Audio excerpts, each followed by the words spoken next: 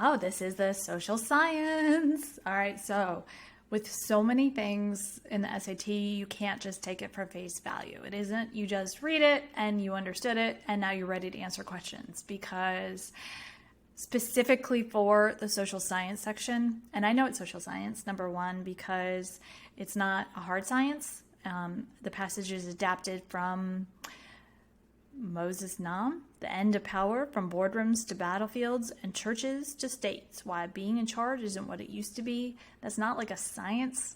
And it's also the second passage.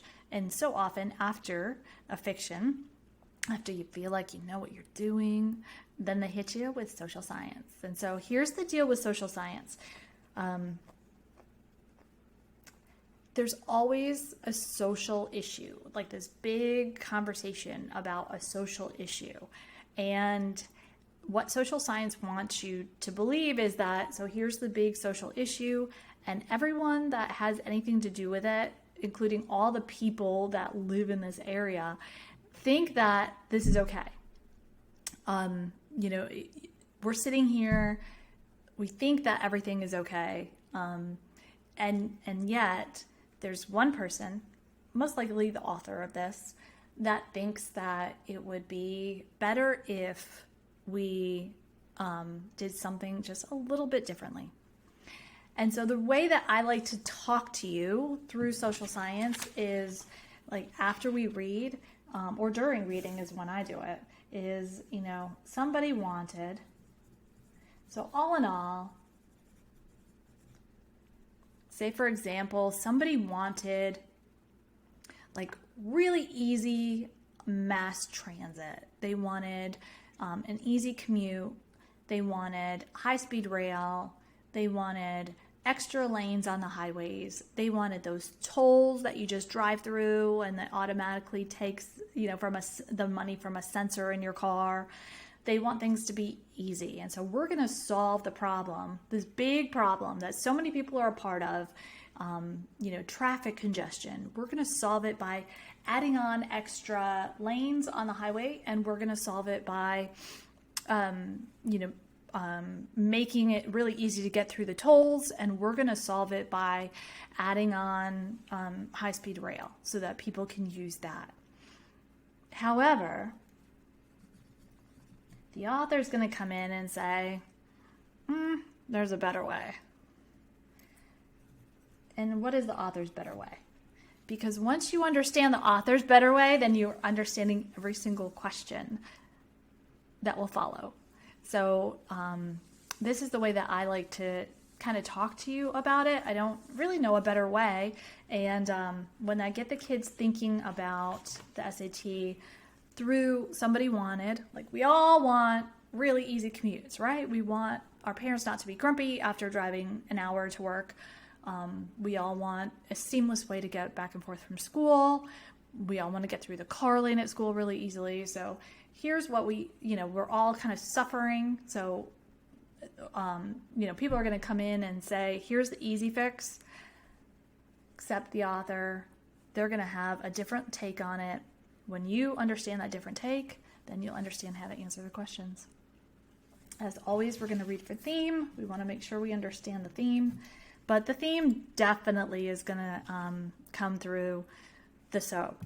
What is it that the author wants to do differently than everyone else that's going to make life even better? Time to read. I'm going to push pause here. You don't have to watch me read. When we come back, this will be marked up. Hopefully yours will too.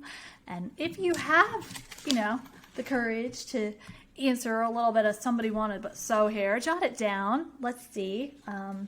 Really you're just reading to look for what's the big problem and what is this person going to do that's so different and so intuitive to really go and fix it. I'll see you in a minute. Let's read. Go read.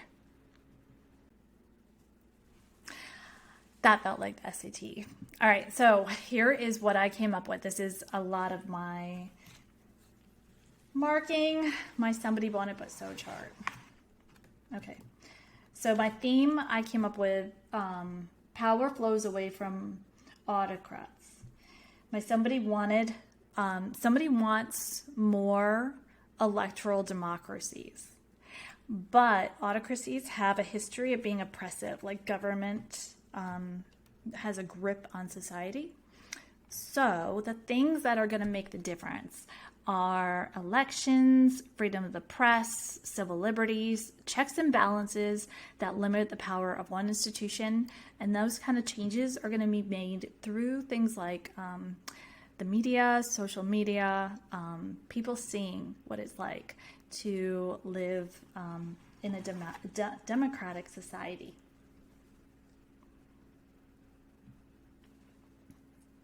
Okay, so over the course of the passage, the main focus shifts from a discussion of the increase in democracies and political openness, yes, so far, yes, to an analysis to the causes of the increase. I really like that one so far, and that's the first one. But we have to eliminate, so I will keep that one. A claim that electoral democracies have become less politically open. Electoral democracies have become less politically open to a discussion of the effects of the decreased openness. Electoral democracies have become less politically open. That doesn't make sense to what my theme said anyway, or my somebody but wanted, but so to the effects of the decreased openness. And anyway, that didn't even happen. An explanation of one set of data about a trend toward political openness didn't happen. To an explanation of a conflicting set of data, absolutely not. A positive portrayal of a democracy to a strong denunciation of autocracy. There's no strong denunciation. So A. As used in line 20, put most nearly means we're not looking at anything. We're not looking at any answers. We don't want to fall in love with any of them. So I'm just going to go with maybe said another way. Said another way, the proportion of democracies in the world increased by just over half by only 2 decades. Stated. Said or stated. We are not looking. We are not falling in love. Imposed, not said or stated. Placed, not said or stated. Incited is not said or stated. Stated another way, said or stated. Perfect. You'll be doing that in no time. You'll be coming up with the word. As used on line 31, held out. See, I'm so careful not to look at what the words are. Used on line 31. Okay. Western governments and activists encourage dissent and rewards for reform. Okay, Western governments and activists encourage dissent. The big conjunction word there, and, it helps me understand that it's encouraging dissent. So whatever comes before the and after the and are always balanced. That's a context clue way to figure out. And so Western governments and activists encourage dissent and encouraged rewards for reform. And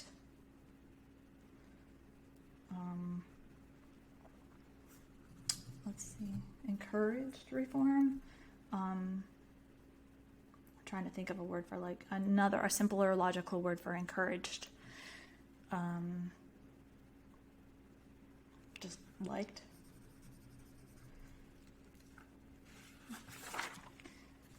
Gave.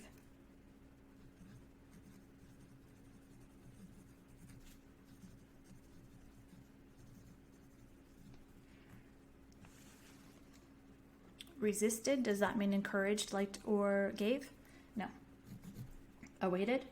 No. Avoided, encouraged, liked, or no. Offered. It still kind of makes me nervous that when they come at the end, I'm like, I hope I find my word. Which choice best supports the claim that increased political openness is a widespread global trend? All right, so let's jump into the question order rule. Political openness is a widespread global trend. We're going all the way from line 23 to 59. That's most of the reading. Number 11 is line 20. Number 12 is 31. That means I can get rid of that one. This comes before 31. And so these two have to come after line 31, right? So we'll start with that. And we are looking for them to say claim that increased political openness is a widespread global trend. In today's digital culture, the force of that factor has exploded. Does that say it? I don't think that says it. Okay, let's read the next one. According to all, 56 to 59. According to one study of the world's democratic electoral systems, Brunei may be the only country where electoral politics has failed to put down anything meaningful at all. Let me read that again. According to one study of the world's democratic electoral systems, Brunei be the only country where electoral policies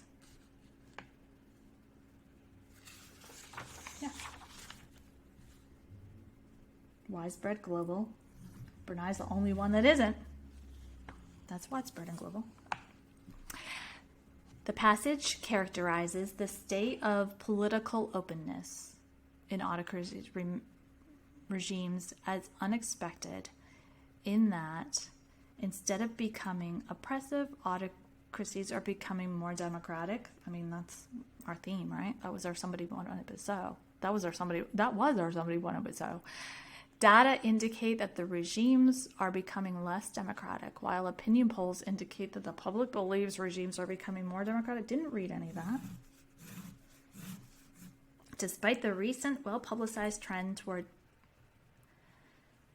democratization, there have been many local setbacks. That's, Brunei. In a reversal of the trend over the last decade, political openness in autocracies is on the decline. That's not what my somebody wanted but so said. This is what my somebody wanted but so said. So I'm going with that. Which choice provides the best evidence for the answer to the previous question? What are we looking for? Political openness regimes. What's unexpected? What are we getting rid of?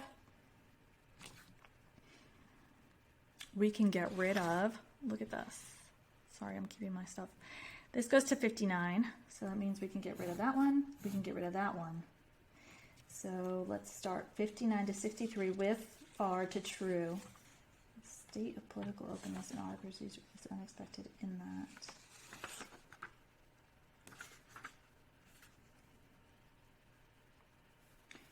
With to true. I'm getting lost in the words though. With far fewer repressive regimes in the world, one might have expected the holdouts to be places where freedom and political competition are increasingly suppressed. But in fact, the opposite is true. I like that one. The sharpest to well. I really like. If I was running out of time, I would have stuck with that. The sharpest improvement occurred in the early 1990s, suggesting that the same forces that pushed so many countries into the democratic column at that time had profound liberalizing effects in the remaining non-democratic countries as well. It's C. It says it word for word. I hope that with practice that you will see that even if it isn't like I'm saying word for word because it just is so much alike that it's impossible to say that it's not it. But I hope that you can see that they do take the same words, the same passages, and repeat so often. Which of the following is cited in the passage as an indicator of political openness? A strong head of state? No, that was the opposite. That was from this is from my somebody wanted but so. Freedom of the press. Not confidence in the military, not presence. I wrote it in my somebody wanted but so. It's freedom of the press. According to the graph, the number of autocracies in 1975 was less than the number of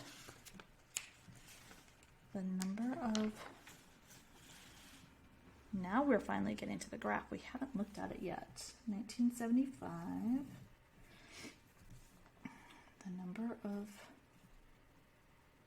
democracies.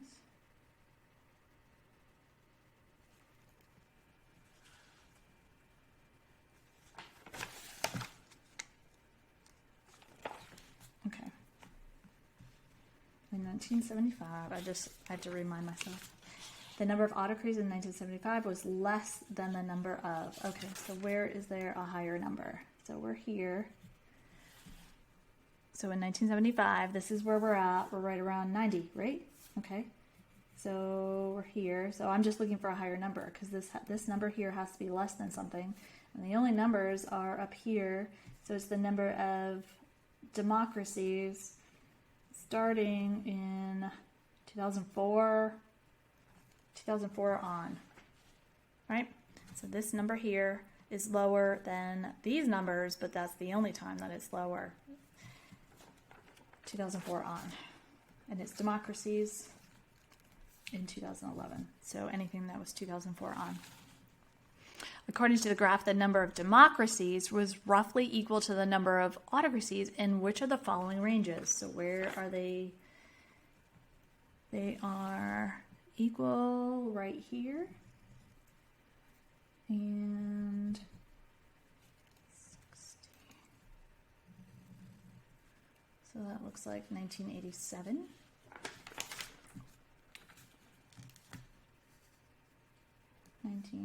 So it's B. 1985 to 1990. Yep. And that's it. That's it. That's it. That's weird. Okay, what's our next one? Ooh, science. Okay. Somebody wanted but so. It helps a lot. It's really just a shift in the way of your thinking. Somebody wanted, this kind of thing. Everybody kind of wants this, but... And then so, what is it? What's going to take? What's the big thing that's going to make it happen? Thanks for studying with me.